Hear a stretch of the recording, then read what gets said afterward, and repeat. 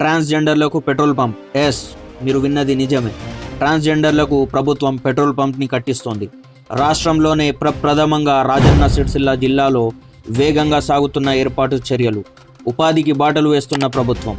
ట్రాన్స్జెండర్లు ఆర్థికంగా నిలదొక్కుని ఆత్మవిశ్వాసంతో ముందుకు వెళ్లే దిశగా ప్రభుత్వం చర్యలు తీసుకుంటోంది.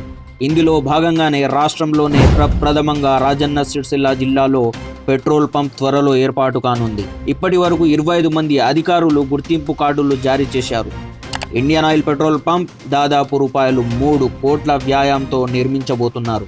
జిల్లా కేంద్రం 2వ బైపాస్లోని వైద్య కళాశాల ఎదురుగా ఉన్న వి వింగ్ పార్కులో పంప్ నిర్మాణ కార్యక్రమాలు మొదలు పెట్టేందుకు ఏర్పాట్లు జరుగుతున్నాయి. ఇప్పటి వరకు దీనికి సంబంధించిన నో అబ్జెక్షన్ NOC సర్టిఫికేట్ కూడా ఇచ్చారు. దీని ద్వారా 25 మంది ట్రాన్స్జెండర్లకు ఉపాధి లభించే అవకాశాలున్నాయి.